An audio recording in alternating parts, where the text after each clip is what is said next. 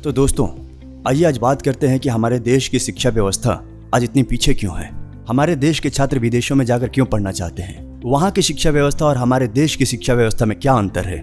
News चैनलों पर चिल्ला चिल्ला कर बोला जाता है कि हमारे देश के हर सेक्टर में डेवलपमेंट हो रहा है, लेकिन एक बार भी नहीं बोला जाता है कि हमारे एजुकेशन सिस्टम में कितना डेवलपमेंट हो रहा है। आखिर क्यों?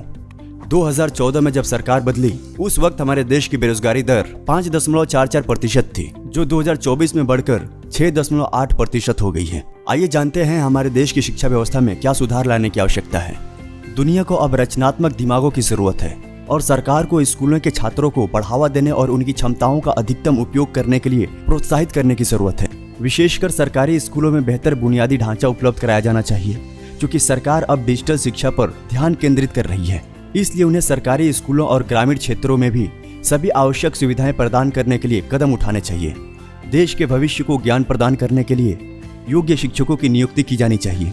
ऐसे में जो व्यावसायिक और ज्यादा पैसे वाले लोग हैं, वे अपने बच्चों को अच्छे प्राइवेट स्कूलों में या तो विदेशों में पढ़ाई करने के लिए भेज देते हैं।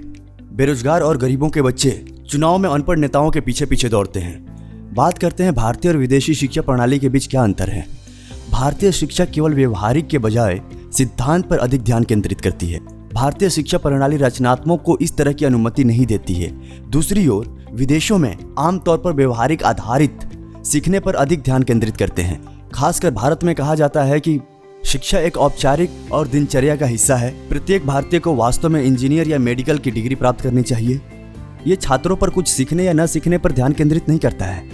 वहीं विदेशों में शिक्षा को पूरी तरह से सीखने की प्रक्रिया के रूप में लिया जाता है। विदेशी शिक्षा पाठ्यक्रम में आमतौर पर पढ़ाई के साथ साथ कला से लेकर खेल तक सब कुछ शामिल है। अमेरिका के पाठ्यक्रम में कला, खेल, संगीत और रंगमंच प्रमुख हैं। इसके अलावा ऑस्ट्रेलिया खेलों पर अधिक ध्यान केंद्रित करता है और उनके कॉलेज के पाठ्यक्रम में क्रिकेट, हॉकी और मुक्केबाजी भी शामिल है। जबकि भारतीय शिक्षा प्रणाली में केवल पढ़ाई पर जोर दिया जाता है। हमारी शिक्षा प्रणाली में अतिरिक्त पाठ्य चर्चा के लिए जगह नहीं है। भारत की शिक्षा व्यवस्था को व्यवसाय के रूप में लिया जाता है। यह शिक्षा के निजीकरण से लेकर ट्यूशन और कोचिंग संस्था तक ले जा रहा है और शिक्षा वास्तव में अच्छा पैसा कमा रही है, जबकि विदेशों में ट्यूशन और कोचिंग संस्थाओं की खासकर जरूरत नहीं पड़ती। भारत में छात्राओं को अपनी रुचि या प्रतिभा के क्षेत्र का चयन करने का विकल्प नहीं दिया जाता है। हर किसी का कहना होता है कि डॉक्टर बनो या तो इंजीनियर बनो, जबकि खेल और कला को बचे हुए और व्यर्थ के लिए बनाया गया माना जाता है। जब छात्रों को कॉमर्स या साइंस में एडमिशन नहीं मिलता है, तब वो कला का चयन करते हैं और वास्तव में भारतीय यही महसूस करते हैं। भारत में छात्राओं को उन धाराओं में प्रवेश दिया जाता है जिनका वेतनमान अधिक होता है या अपेक्षाकृत अधिक संख्या में नौकरियां होती हैं। वहीं दूसरी ओर विदेशों में छात्रों को उनकी रुचि के क्षेत्र और प्रतिभा के अनुसार प्रवेश दिया जाता है। भारत को ध्यान में रखते हुए छात्र रुझान देखकर और उसका पालन करते हुए प्रवेश लेते हैं।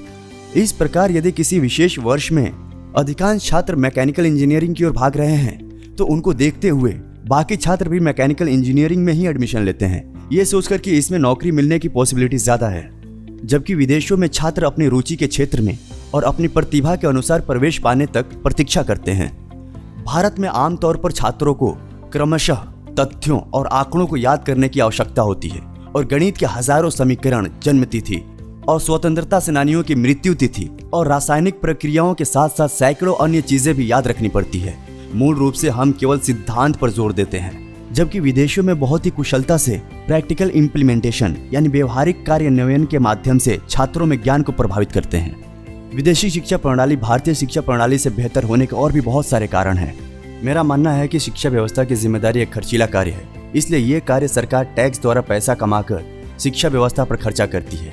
भारत में शिक्षा ही नहीं, हर वो कार्य जो सरकारी खर्चे पर होता है या सरकार द्वारा किया जाता है, उसमें हद से ज्यादा भ्रष्टाचार व्याप्त है।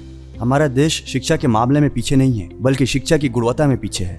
आज के आधुनिक युग में भी जहाँ शिक्षा बहुत सारे देशों में एडवांस तकनीकी से आगे बढ़ रही है, वहीं आज भी हमारे देश में वही पुरानी शिक्षा पद्धति को लेकर बैठे हैं, जिसके कारण हमारे यहाँ स्कूलों में आज भी यही सिखाया जाता है अच्छे मार्क्स कैसे लाने हैं। बच्चों को विज्ञान विषय में होने वाले प्रयोगों के बारे में पढ़ा दिया जाता है। किताबी ज्ञान ठूस ठूस कर दे दिया जाता है, लेकिन उतना ही जरूरी है जिंदगी के प्रैक्टिकल लाइफ के बारे में सिखाना। वास्तव में शिक्षा के मामले में हम भारतीयों को अपनी मानसिकता बदलने की जरूरत है। अगर आपको हमारा ये ऑडियो पसंद आया तो लाइक, शेयर और सब्सक्राइब जरूर करें। बहुत बहुत धन्यवाद।